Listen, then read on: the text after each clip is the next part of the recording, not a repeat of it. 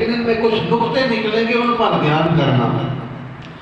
نبی پاک صلی اللہ علیہ وآلہ وسلم اپنے کچھ صحابہ کے ساتھ نکلے سفر میں، راستے میں دیکھا کہ دو قبریں ہیں۔ کیا ہیں؟ دو قبران۔ نبی پاک صلی اللہ علیہ وسلم ٹھہر گئے، کھڑے ہو گئے، جنہیں نال سفر کرنے والے صحابہ سن انہوں نے بھی روک دیتا۔ جب رک کے میرے نبی نے انہوں قبران والے نے ویکھیا، نبی پاک نے فرمایا یہ دو قبران نے، ان قبران کے اندر ابدا عذاب ہو رہا ہے،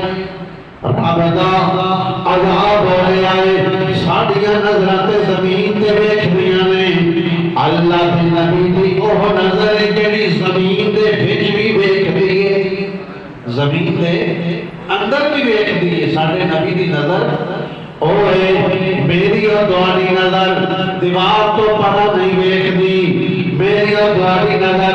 اگر اگے کوئی آڑ یا کوئی دیوار نہ ہوے،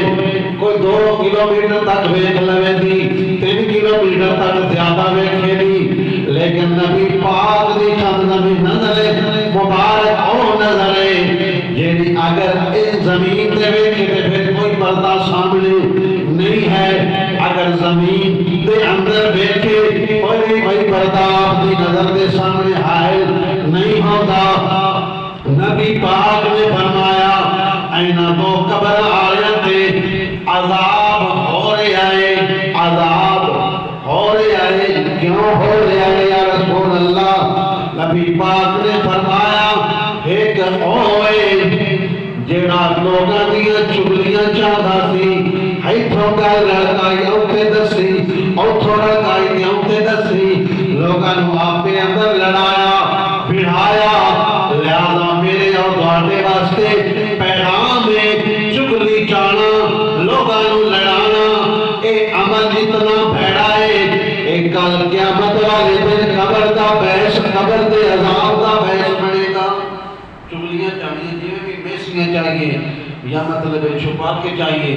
جیویں بھی بھاندے نال کسی چیز مطلب بڑھا دینا، گل اگلا بھی محسوس نہ کرے پا میں چگلی چاہتا پیا، طریقے نال گل کر چھڑنی۔ اللہ دلاں دی نیتاں بھی جاندا ہے نا، بچے اس نیت نال پیا گل کردا ہے، ٹھیک ہے، مطلب گل بڑھا کے کر چھڑنا، بات سمجھنا پائے چگلی بھی نہیں ہے تے اگلے بڑھا بھی چھڑنا، ٹھیک ہے، یعنی نیت کیجئے کہ بڑھن کہ لڑن، گل اس طرح بڑا بڑھا کے کر چھڑنا، نیت رب جانتا ہے اور اعمال کا دار و مدار نیتاں تے، لہذا ثابت ہویا چگلی اتنی بھیڑا گناہ ہے جدی وجہ تو قبر وچ عذاب ہوندا میرے نبی نے ویکھیا۔ دوسرا او عذاب ہے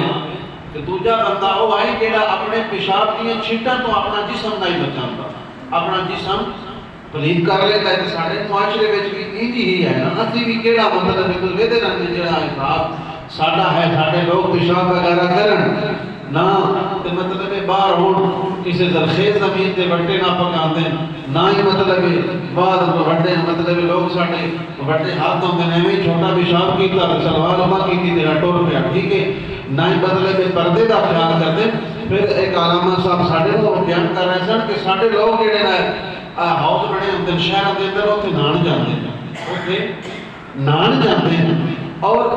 کچھ لوگوں نے ڈاکٹروں نے تحقیق کی ہے وہ ڈھیر سارے فیصد جس پانی نہاتے وہ پیشاب لوگوں نے کیتے آتا ہے، پیشاب کیتے آتا ہے وہ جا کے نہانا اس پلیت پانی کے اندر یہ بھی عذاب کا باعث بن سکتا ہے، اور اتنے جا کے نہیں نہانا چاہیے۔ وہ کہہ رہا تھا کہ میرے کو ایک بندے نے سوال کیتا، بچے نے نوجوان نے سوال کیتا کہ مطلب اتنے جا کے لوگ نہاتے، میں کیا مطلب ہے کئی بار ایسا لباس مطلب پایا ہوتا ہے کو پیچھو بندے کی شرمگاہ جڑی نظر آ رہی ہوتی ہے، یہ بے حیائی نہیں ہوتی ہے، تو